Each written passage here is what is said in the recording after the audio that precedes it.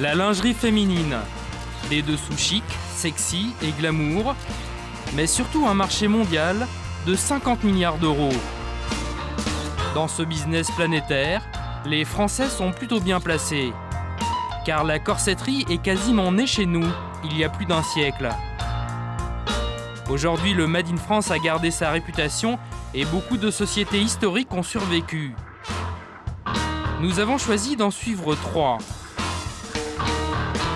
Liche Charmel et Obad pour leur production de luxe et Etam pour la confection grand public. 3 philosophies, 3 stratégies pour répondre à une question. Peut-on encore aujourd'hui fabriquer et vendre français? Voici les secrets de la guerre des petites culottes.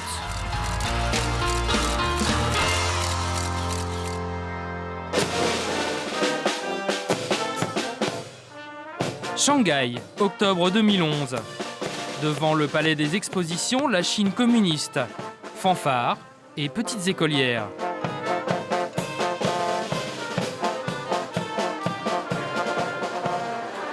À l'intérieur, du business. Pendant 3 jours, c'est le plus grand salon de lingerie en Chine.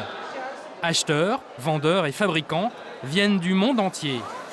Ils parlent chinois ou anglais, mais les organisateurs, eux, sont français. Hello. Oh, she's at the meeting. Ok. Bonjour Xavier. Bah, ça va? Ce salon existe depuis 2005. En 2005, il n'était pas question de montrer un string dans un défilé. On ne voyait pas un string dans un magasin. Maintenant, vous en voyez partout. Donc le marché bouge très très vite. La Chine, c'est le marché à la fois de la patience et de la fulgurance. La plupart des marques françaises sont donc présentes pour se faire une place, elles aussi.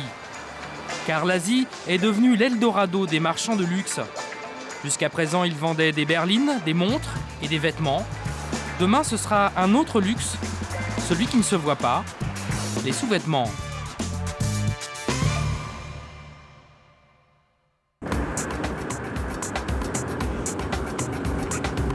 Parmi les Français partis à la conquête du gigantesque marché chinois, Olivier Piquet, 40 ans. Il est le tout nouveau directeur général d'une marque de luxe, Liche Charmel. Première marque dans le haut de gamme en France. Pour mettre un pied en Chine, il a besoin d'un distributeur très bien implanté. Il en a trouvé un qui est aussi le plus gros fabricant de lingerie de luxe du pays. Mais il n'a pas vraiment confiance en lui. Et il va vite en avoir la confirmation dans l'un de ses points de vente. Donc là, on arrive vraiment au sein du département lingerie et sur la ville de Shanghai, en fait, ce centre commercial est quelque part un des centres en fait premium. Donc là où on voit que le partenariat fonctionne bien, c'est que dès qu'on arrive en fait sur le stand, on est bien sûr effectivement une présentation en fait de produits en fait Liche Charmel. Olivier Piquet se montre bien optimiste.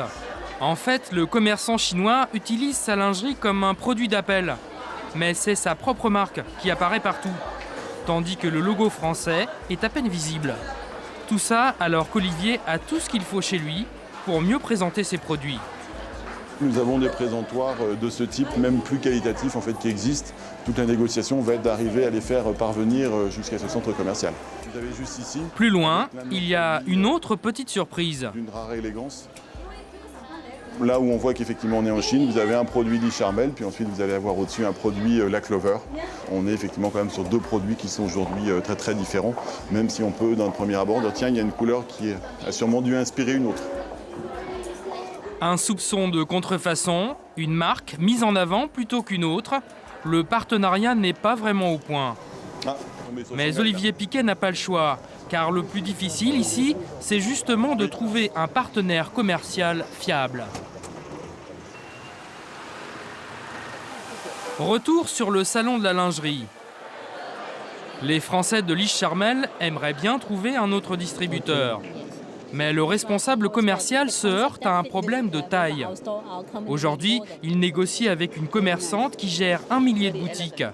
Il tente d'abord de la séduire avec la qualité française. Lich Charmel ne fait que des produits de très haute qualité. Le niveau de prix pour la cliente en Chine, c'est environ 2000 yuan. 2000 yuan. Oui. Oui, pour la cliente. 234 €, c'est presque autant qu'un salaire mensuel moyen en Chine. Pour la commerçante, c'est hors de prix. Mais vous ne faites pas de réduction? Des réductions? Non, on ne fait pas de réduction. Le prix du produit, c'est le prix du produit. On n'a pas l'habitude de faire des réductions. Jamais. En fait, vous voulez quoi comme prix? Il nous faudrait entre 6 et 800 yuan. Vous pouvez faire ce prix? Ah non, ça je peux pas. La marque a fait le pari du luxe et elle s'y accroche. Tant pis si le marché ne s'ouvre pas en grand tout de suite. Le prix, je ne pense pas que ce soit un obstacle. On est vraiment destiné à une clientèle qui en général ne compte pas. C'est ce que me disent nos partenaires. Alors, peut-être moins à Shanghai qu'ailleurs, mais en général, la consommatrice qui a envie de se faire plaisir a les moyens de le faire et ne parle pas du prix.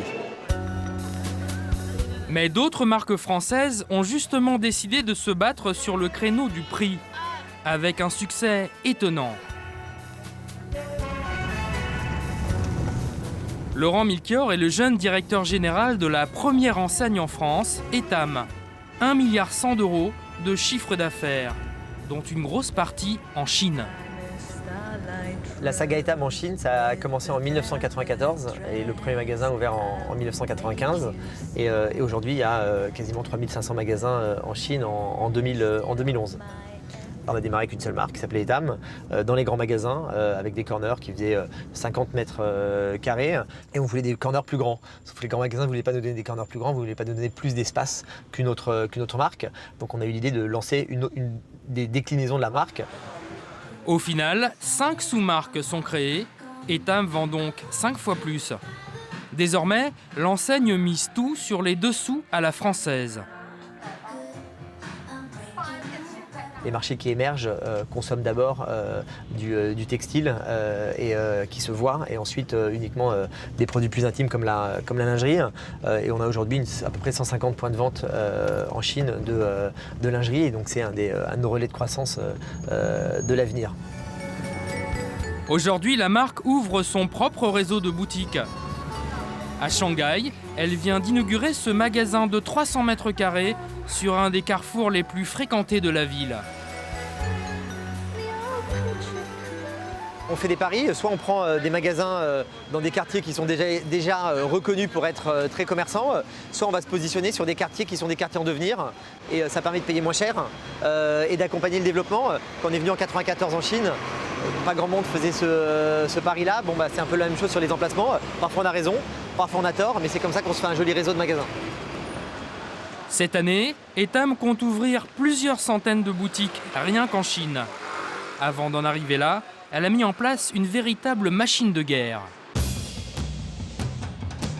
Pour comprendre cet incroyable développement, rendez-vous dans les bureaux de la société à Shanghai. 1000 employés sur 6 étages. Ascenseur. Même Laurent Milchior s'y perd un peu.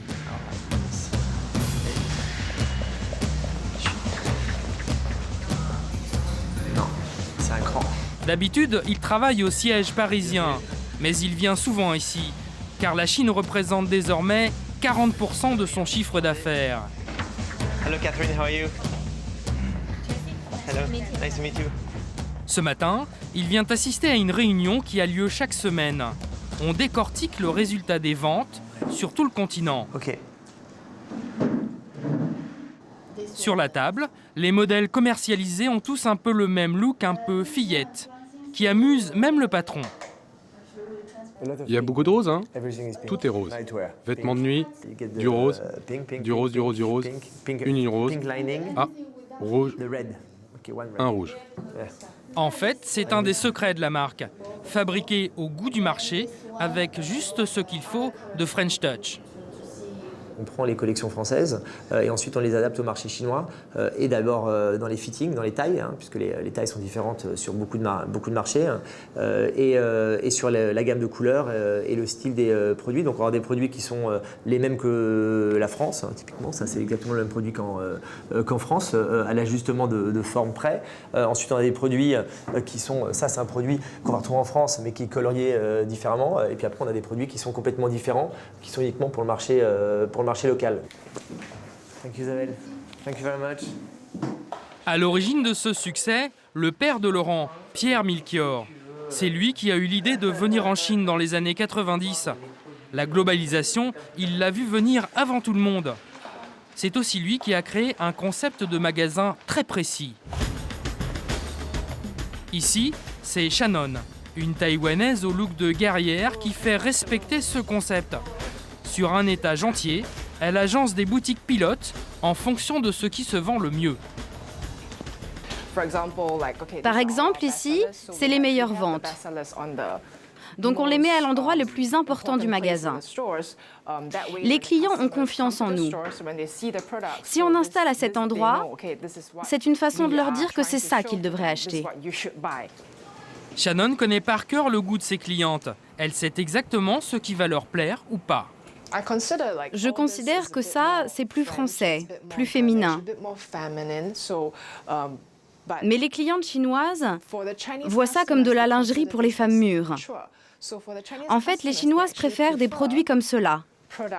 Ça, par exemple, c'est un best-seller. Et voici ce que Etam vend le mieux dans ses boutiques de lingerie.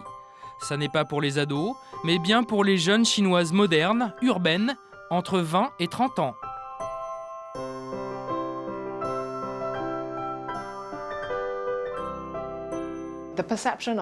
En Europe, vous avez une perception de la lingerie qui doit être sexy.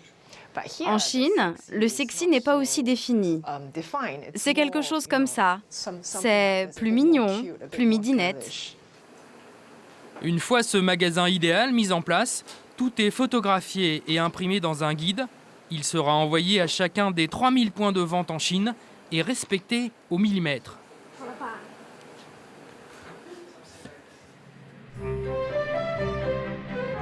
Mais si le succès va croissant pour Etam en Chine, c'est à Mouveau, entre Lille et Roubaix, que la marque familiale est née et qu'elle a prospéré. En 3 générations, les Milchior ont innové, ouvert des milliers de boutiques et conquis le monde. Dans l'usine familiale, il y a eu jusqu'à 400 ouvrières. Aujourd'hui, elles ne sont plus qu'une centaine. Ce sont elles qui créent les modèles que l'on vend sur les 5 continents. Vous mettez... Non, c'est fait, c'est tout. Par contre, les prochains qui arrivent, on met au bord. Michel Fall, le patron, supervise la fabrication maison de tous les prototypes, les futurs modèles.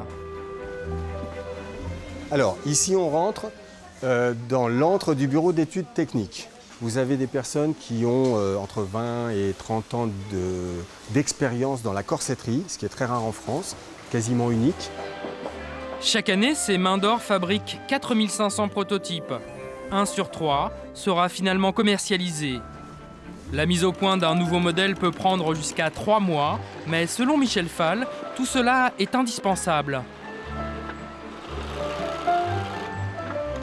C'est surtout pas l'endroit où il faut faire des économies. Au contraire, le développement, la création et la mise au point, c'est la force vive de la corsetterie. Si vous passez là-dessus, vous avez un produit qui n'est pas au point, vous perdez votre clientèle, elle ne se reconnaîtra pas dans le produit et ce n'est pas du tout la philosophie d'Etam. C'est tout juste le Les petites mains viennent justement de créer un nouveau prototype. C'est Galliana, un mannequin maison, 90, 65, 95, des mensurations parfaites, qu'il essaye ce matin-là. Et voici ce qui est le plus tendance aujourd'hui, une culotte gaine, style années 30. Autrement dit, une culotte grand-mère. Ça va nous permettre de voir, a priori, les retouches à exercer sur le... Vous voyez, tous ces plis-là, on ne doit pas les avoir. Ouais, tout ça, il va falloir le revoir. La petite ceinture, c'est très beau. Quand on regarde, la couture ici ne devrait pas être visible. Il va falloir la basculer. Donc ça fait partie. D'abord, ça donnera un plus beau fessier parce que le produit, il est quand même, c'est un produit de lingerie, de corsetterie, ça doit sublimer la femme en général. L'objectif est là. Le haut, vous le trouvez trop sexy? Non, pas assez sexy. Un peu gentil, un peu gentil. Maintenant, tout dépend de la clientèle qu'ils vont cibler. Finalement, le soutien-gorge est jugé un peu trop sage. Je vais plus dégager pour qu'il soit découvert ici et redescendre ici la bretelle pour avoir quelque chose d'un peu plus petit. Comme vous le voyez là, on va retirer quoi à 3-4 mm à tout, vraiment pas plus. Donc 3-4 mm, on passe d'un produit qui n'est pas beau à un produit très beau, un produit qui ne se vend pas, un produit qui peut éventuellement être un best. Voilà, ça joue à pas grand-chose. Cet ensemble, 45 € environ, va faire les beaux jours d'Etam l'année prochaine, dans 40 pays. Tous ces modèles sont dessinés à Clichy, en région parisienne, le siège du groupe. La marque leader affiche un gros appétit. Elle inonde le marché avec ses nouveautés. Pour cela, elle recrute les meilleurs. Son dernier coup, c'est Ushua, la nouvelle directrice du style. Une Espagnole débauchée à prix d'or de Zara, le numéro 1 mondial du textile. Aujourd'hui, elle reçoit avec ses stylistes des prototypes venus de l'usine de Mouveau. Très beau. Cette collection va être magnifique. C'est un travail énorme. Les filles, elles ont travaillé pendant des mois à tout ça. C'est sympa parce qu'en plus, des fois, on a des mauvaises surprises et des fois, on a des très bonnes surprises. Alors, on regarde toujours qu'est-ce que ça donne. Il y a le corbeil qui est tout en dentelle avec juste le nœud en satin. Seule une partie de ces modèles étant commercialisée, il faut donc en créer beaucoup. En s'inspirant des tendances du moment, Ushua et ses stylistes inventent des centaines de modèles et d'accessoires. Car il en faut pour tous les goûts. On a voulu mélanger différentes imprimés par an. On a fait 60 collections.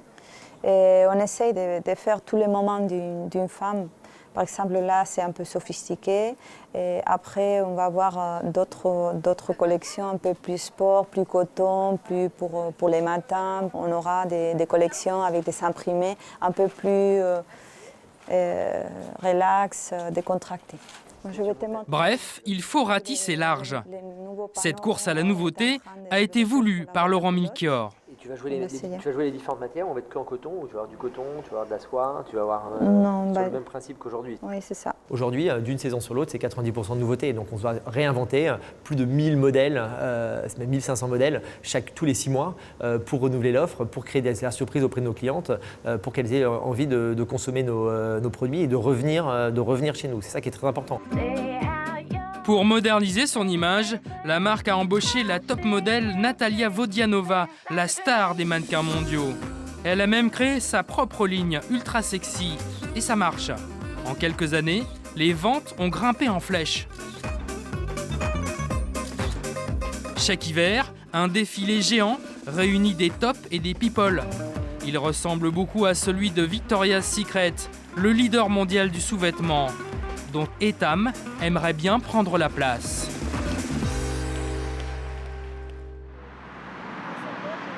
Bien loin de cette grosse machine commerciale, d'autres marques font un peu plus dans la dentelle. Nous sommes à Lyon, l'un des derniers bastions du textile et des vieilles traditions. C'est ici le siège de la marque de luxe Lich Charmel. Souvenez-vous, les Français rencontrés sur le salon de Shanghai. La marque a gardé toute sa création en France, comme Etam. Et c'est une vraie mécanique de précision. Tu vas laisser quoi comme Ce matin-là, Sophie, une modéliste, s'attaque avec ses collègues à la conception d'un nouveau modèle. De ça, non. Tout se fait à la main, à l'ancienne, de la haute couture. C'est toujours comme ça qu'on va travailler dans un premier temps. C'est d'abord un choix de matière. Et ensuite, on essaie de voir directement sur mannequin comment combiner les matières les unes avec les autres. Après, il faut décliner tout cet esprit-là sur toutes les formes au sein d'une même ligne.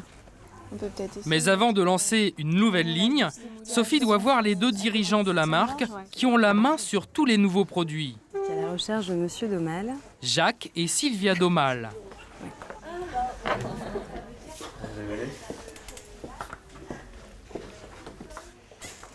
En fait, on a préféré du coup le mettre ici parce qu'on trouvait qu'on tombait plus dans les mêmes lignes que le bas.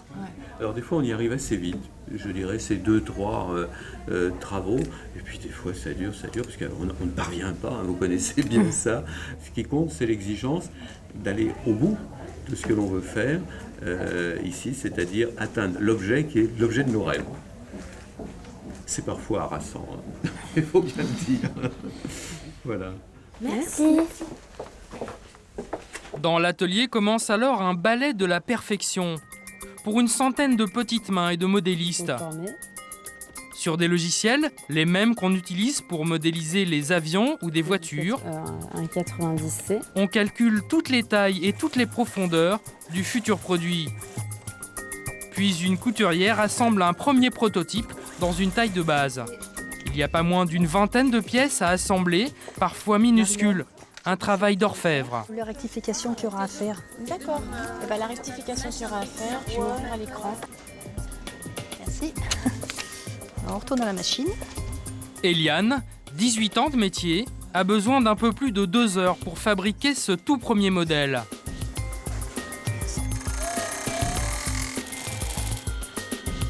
C'est la femme du PDG, Sylvia Domal, qui prend maintenant le bébé en main. Comment ça se monte, Eliane? C'est bon? Ça va pas mal, à part le bonnet qui est à refaire, l'enveloppe. Maintenant, la prochaine étape, ça va être l'épreuve de vérité, c'est-à-dire que je vais passer en cabine et je vais porter le modèle et puis je vais le porter toute la journée jusqu'à ce soir. Ensuite, je vais le laver, je vais le reporter demain matin et on fera un essai demain matin en cabine pour voir comment ça s'est comporté. Voilà, dernière finition, on coupe tous les petits fils qui dépassent. On y va. Et quelques minutes plus tard... M'ajuster un petit peu mieux les bretelles, là, oui, s'il vous plaît. Merci, Marie. On a fait notre essayage, je l'ai sur moi et je le teste. C'est un modèle, je dirais c'est comme un gant ou une paire de chaussures, un soutien-gorge, il doit y avoir une application parfaite et que la femme se sente à la fois à l'aise et belle parce qu'on travaille toujours sur les 2 critères à la fois. C'est par passion que Jacques Domal a racheté cette petite marque en 1975. 37 ans plus tard, elle existe toujours. À l'heure de la guerre mondiale du low cost, son pari sur le luxe s'est révélé gagnant. Nous nous sommes positionnés dans le haut de gamme du marché, pensant que la France en particulier aurait un avenir dans la très haute qualité. Quand on arrive avec une marque française, les gens attendent de nous non pas des prix particulièrement bas, ils s'attendent à un style et ils attendent de la création. Et donc si on veut vendre à partir de la France, je pense qu'il faut particulièrement porter attention à ces questions de style, d'identité de style et de création. Le luxe ne supporte que la perfection, le plus beau et le plus cher.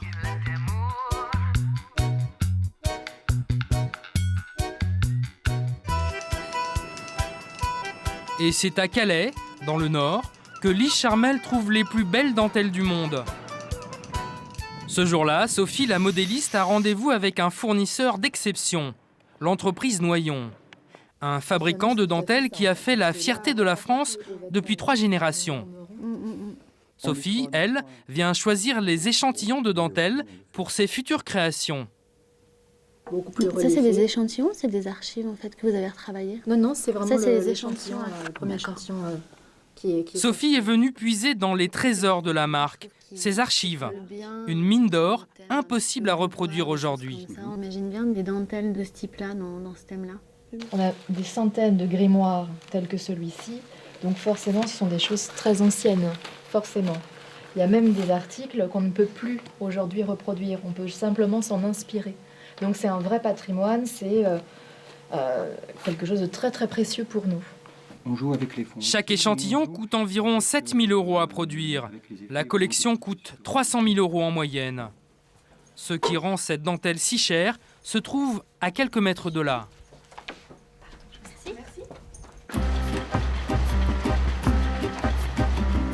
Des machines d'un autre temps, entièrement réglées à la main. Les levers, Des monstres en fonte de 14 tonnes, inventés il y a 2 siècles. Centimètre par centimètre, ils tissent une dentelle unique au monde. Ici encore, c'est une entreprise familiale dont Olivier Noyon est l'héritier. Alors il y a 4300 bobines tout le long de la machine et sur la machine, simultanément, il y a 15 000 fils qui travaillent. C'est-à-dire qu'en moyenne, on fabrique 2 mètres de dentelle à l'heure. Olivier Noyon en est sûr. Son savoir-faire et ses machines sont irremplaçables. Pourtant, des robots fabriquent aujourd'hui en Asie une dentelle beaucoup moins chère. Les machines à tricoter tournent 2 fois, 3 fois, 4 fois plus vite, mais n'arrivent pas à produire la même finesse de dentelle et la même sophistication dans la réalisation de la dentelle. La cliente qui achète le produit dans le magasin, elle voit aussi que cette dentelle-là, sans pouvoir donner l'explication technique, mais elle voit que cette dentelle est différente, qu'elle apporte un raffinement que n'a pas d'autre dentelle. Pour l'instant, les stylistes de Lise Charmel continuent donc d'acheter leurs dentelles à Calais, quel que soit le prix. La marque ne s'en porte pas plus mal. Les ventes et le chiffre d'affaires, 80 millions d'euros, sont en hausse. Pour s'en rendre compte, direction un immense entrepôt, non loin du siège de Lyon. Bonjour, ça va bien ? Ici, il y en a pour plusieurs millions d'euros de marchandises. À peine arrivés des usines, soutien-gorge, culottes et nuisettes repartent vers les boutiques. Donc là, c'est 300 kilos de lingerie Lise Charmel qui représente effectivement, alors là, beaucoup de pièces et beaucoup d'argent qui part pour notre partenaire et distributeur en fait en Chine. Il y a l'Australie aussi qui part, je vois qu'il est prête. Là, c'est de la graisse. Là, c'est mélangé. Vous avez à peu près tous les pays d'Europe qui sont mélangés. L'Allemagne, l'Italie, l'Espagne, la Belgique, voilà, c'est tout ce qui est Europe. Bah écoutez, là, à l'énumération, j'ai l'impression que nous n'avons pas de clients français. Si, je vous rassure, le groupe fait à peu près encore aujourd'hui la moitié de son chiffre d'affaires en fait en France. Et c'est vrai que le développement des activités à l'international tente à montrer qu'effectivement, il y a une progression en fait du chiffre global du groupe, tant en France qu'à l'étranger. C'est pour ça qu'on a une proportion qui reste pour l'instant à peu près moitié-moitié. Mais je pense que dans le futur, effectivement, le développement des nouveaux marchés fait qu'on devrait avoir une part internationale un peu plus élevée. 50% des ventes à l'étranger. La mondialisation à l'envers. Mais ce succès commercial cache une réalité moins glorieuse. Les ateliers, voilà, on en a en France, on en a en Bulgarie, on en a beaucoup en fait en Europe et on en a un tout petit peu en Tunisie également. Et Lise Charmel n'est pas une exception. La quasi-totalité de la lingerie française est aujourd'hui fabriquée hors du pays. De cette fabrication à l'étranger, c'est évidemment la Chine qui a le plus bénéficié. En quelques années, un prodigieux bond en avant. Notamment à Gurao, dans le sud du pays. Une ville moyenne de 400 000 habitants où tout le monde ou presque travaille pour la lingerie. Il y a 10 ans, c'était la campagne ici. Aujourd'hui, ce sont les usines qui poussent.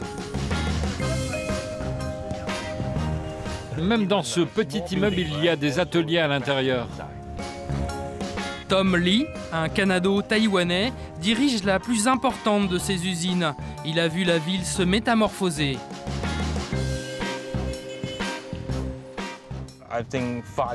Il y a 5 ans, il n'y avait rien ici. Dans presque chaque immeuble, il y a une petite usine à l'intérieur aujourd'hui. Ici, il y a plus de 50 000 personnes qui viennent de toute la Chine dans cette ville pour travailler dans le sous-vêtement. Au départ, la ville était spécialisée dans la broderie et le fil, mais un événement a tout bouleversé en 2005. Après 2005, les quotas à l'exportation ont été supprimés partout dans le monde. Et donc, toutes les entreprises ont pu faire de l'export. Et le business a littéralement explosé. Après la suppression des quotas d'exportation, ces dernières ont doublé en 5 ans. Cela a laissé des traces. Dans la rivière locale, il n'y a plus aucun poisson. L'eau est rose, à plus de 25 degrés, impropre à la consommation. Cela n'empêche pas Tom de faire tourner son usine à plein régime. Dès 7 h du matin, 2000 ouvriers en uniforme fabriquent du soutien-gorge et de la culotte par containers entiers. Ici, Tom a investi des millions de dollars. Des bâtiments neufs, des machines de toutes sortes, achetées en Suisse ou en Allemagne.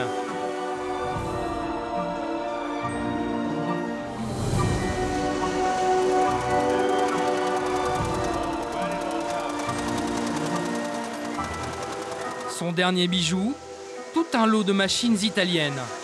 Une culotte. Et regardez bien cette machine, un engin étonnant, capable de cracher une culotte à la minute. Pas mal, non? Chaque machine coûte plus de 150 000 $. Pour chaque machine. Et combien de machines? On en a 20.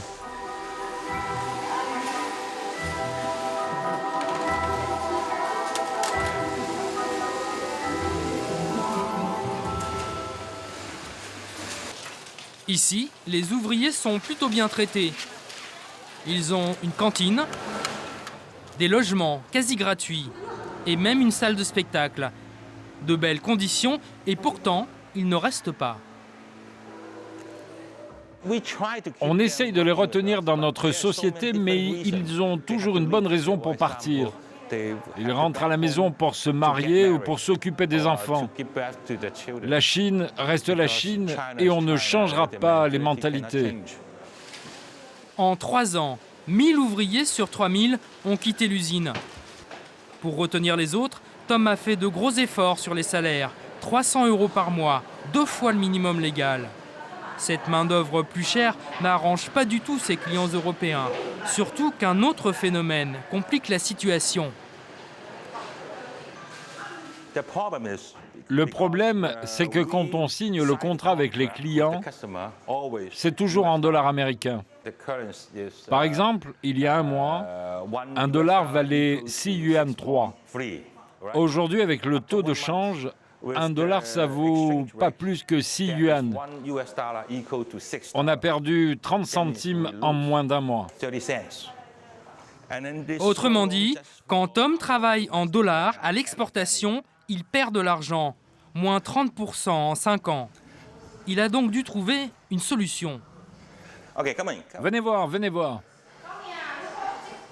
Ella Fanny. C'est notre marque pour le marché intérieur. On l'a créée en 2008. Aujourd'hui, on ne peut plus se focaliser uniquement sur l'exportation. Les Chinois veulent désormais travailler pour leur propre marché. Une bien mauvaise nouvelle pour tous les Français qui, jusqu'à maintenant, faisaient fabriquer leurs sous-vêtements ici. C'est le cas de Etam, qui produit une grande partie de sa lingerie en Chine chez des sous-traitants. Celui qui s'en occupe, c'est Olivier, un baroudeur qui parcourt l'Asie à la recherche des meilleures usines au meilleur prix. Mais en ce moment, il a bien du mal à négocier de bons tarifs. Aujourd'hui, il part en expédition à 1500 km de ses bureaux de Shanghai. C'est une usine qui est à capitaux taïwanais, une usine d'à peu près 2000 personnes et avec qui on travaille déjà depuis 6-7 ans en partenariat et qui donc nous fait nos produits pour Etam Lingerie sur la partie sophistiquée et la partie micro-coton. L'usine est située à quelques kilomètres de Macao, dans le sud du pays. C'est une véritable ville, comme chez Tom à Gurao. Ce matin, Olivier vient négocier une très grosse commande. C'est un groupe de 40 000 pièces.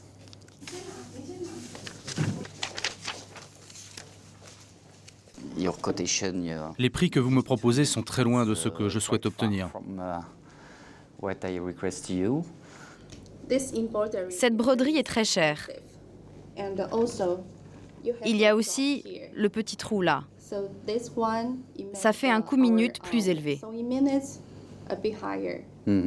Moi, mon but, c'est de ne pas changer le style, parce que sinon, il y a des stylistes qui ne seraient pas très heureuses.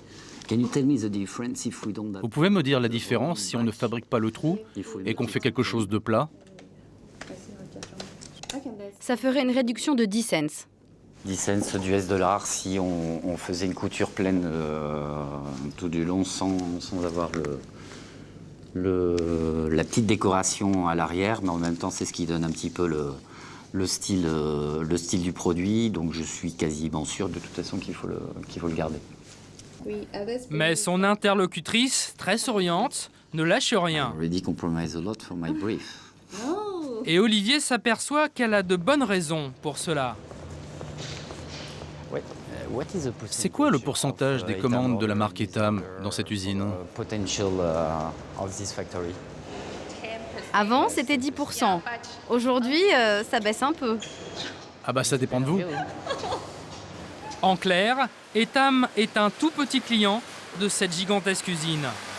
En bon chasseur de prix, Olivier commence donc à chercher d'autres usines ailleurs en Asie. On commence à se poser des questions, mais en sachant de toute façon que les matières généralement viennent d'ici, que les accessoires viennent d'ici. Donc la Chine peut envoyer ses matières au Bangladesh, au Vietnam, en Malaisie ou en Indonésie pour faire travailler avec des niveaux de salaire inférieurs que les Chinois aujourd'hui. Dure loi de la mondialisation.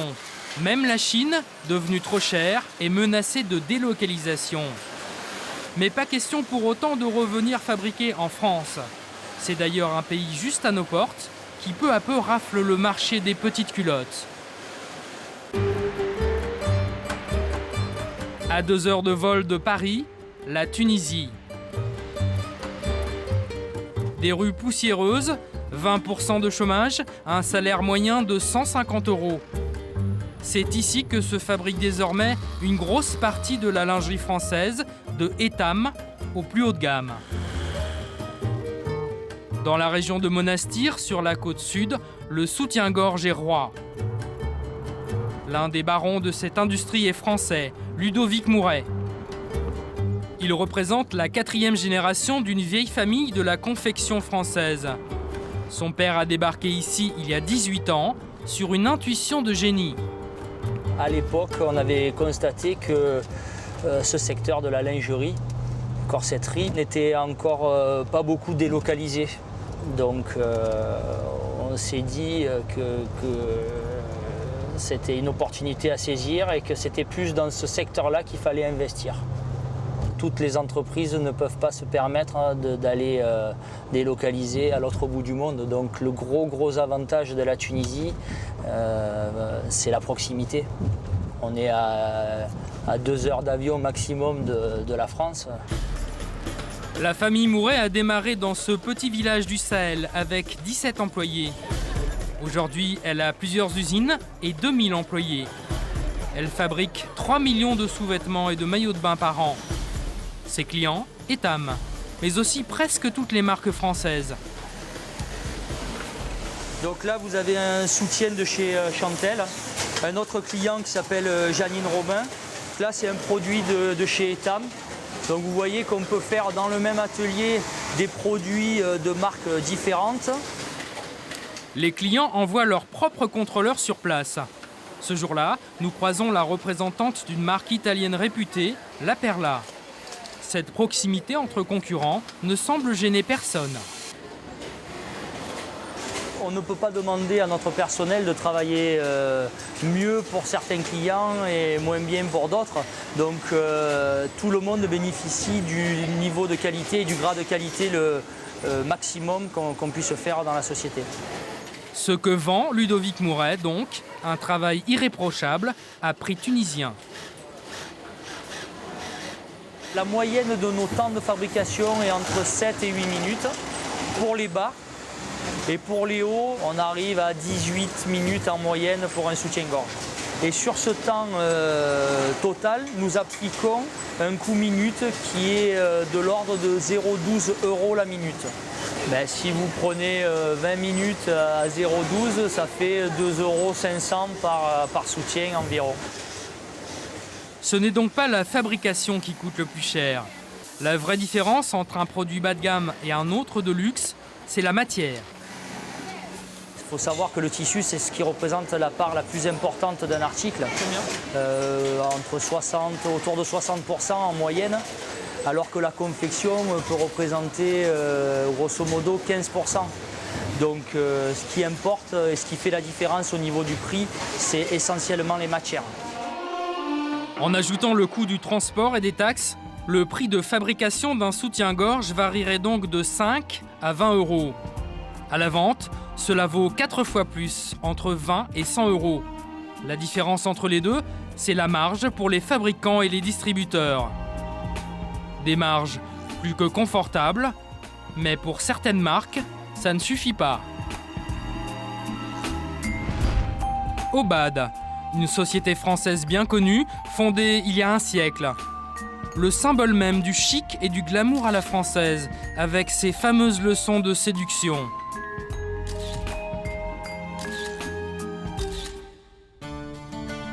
Mais Aubade, c'est aussi l'histoire de Claudie. Elle y a travaillé pendant 22 ans. En 2005, la marque est rachetée par un groupe suisse de sous-vêtements, Kalida. En 2007, premier plan social, 100 ouvriers sur 370 sont licenciés. Après les premiers licenciements, on faisait surtout beaucoup de collections, de modèles, de prototypes. Enfin, on faisait quasiment que ça. Et on s'est aperçu que on en faisait de moins en moins.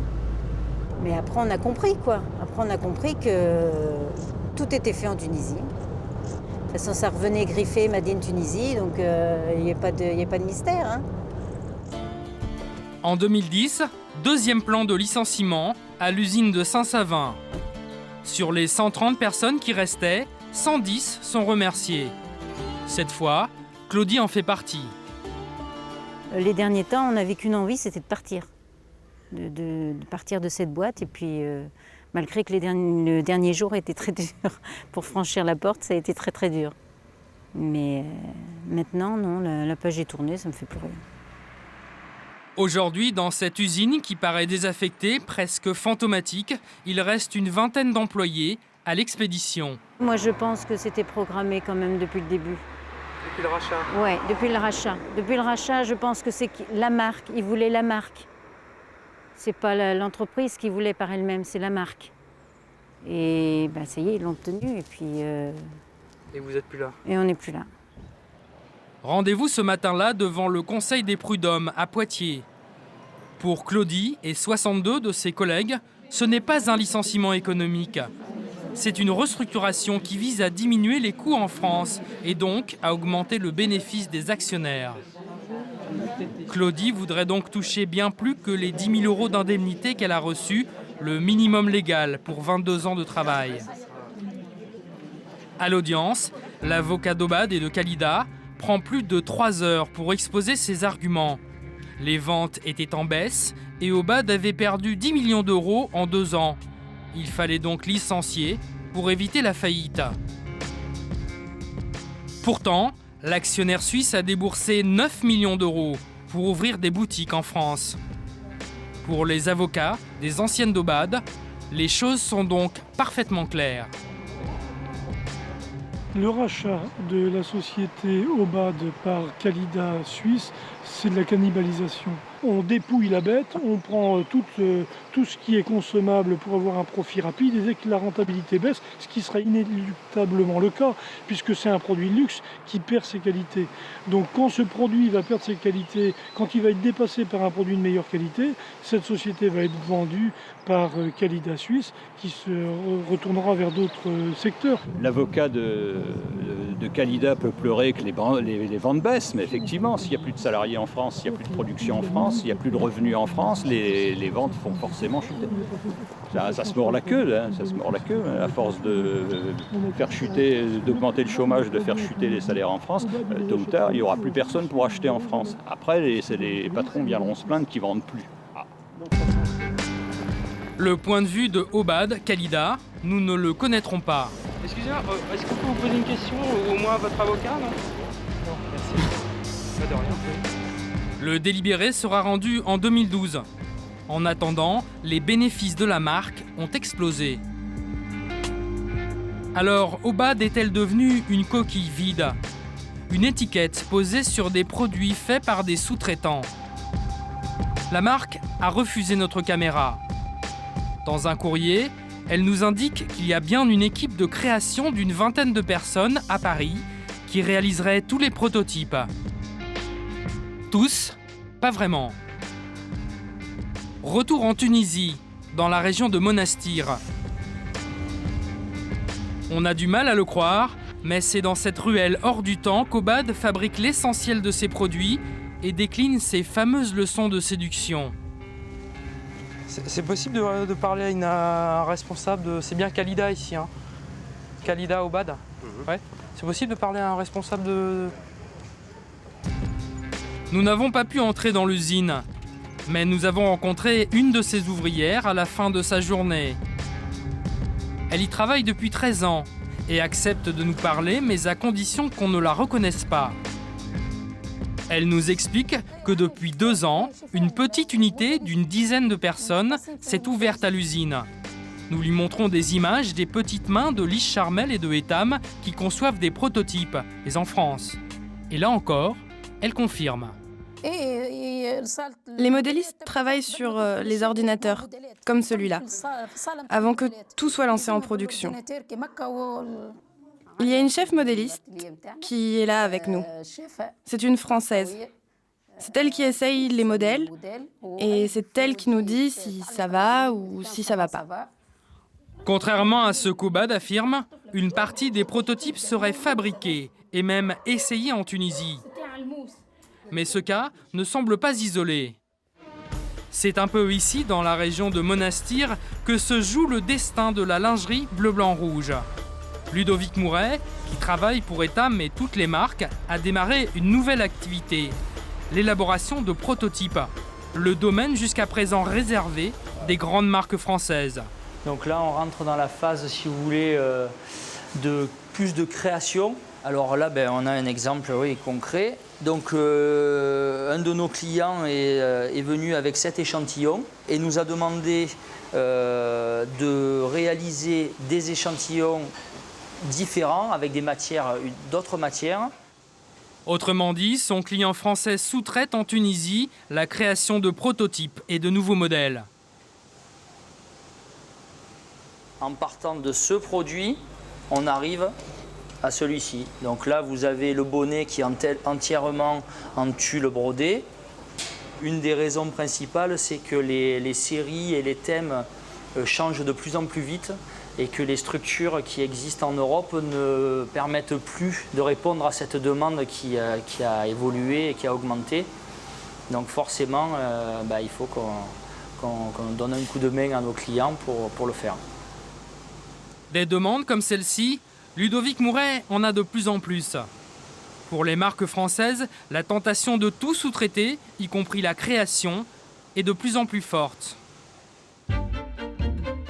Alors, la lingerie française est-elle condamnée comme tant d'autres industries avant elle? Faut-il penser au profit, aux emplois? Comment préserver nos savoir-faire? Lors de cette enquête, nous avons peut-être trouvé une réponse. 8h du matin, dans la campagne près de Poitiers.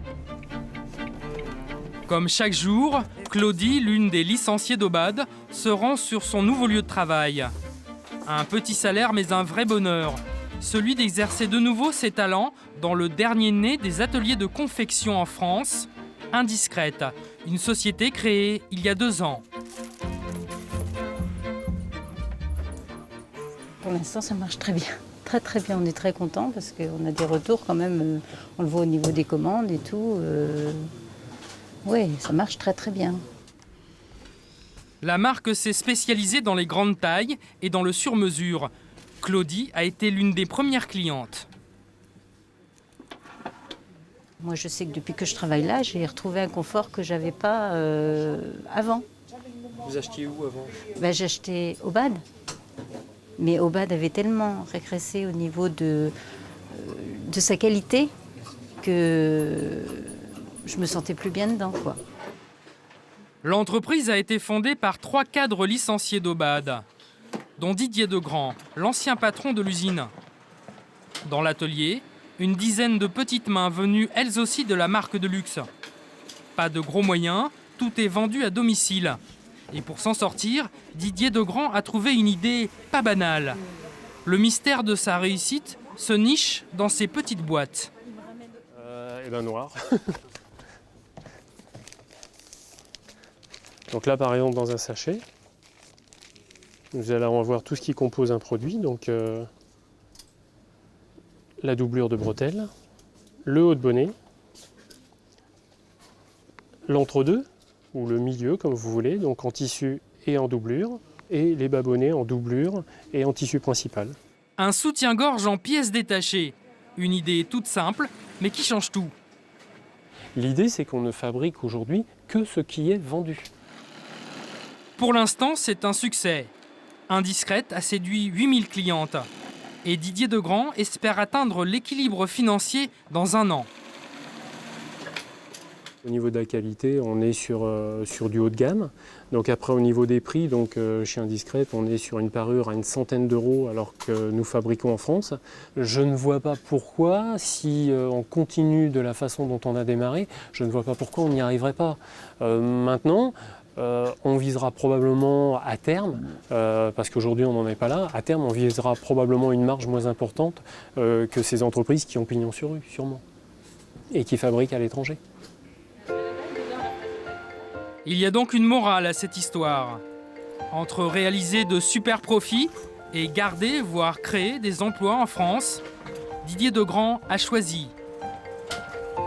La petite culotte Made in France a encore de beaux jours devant elle.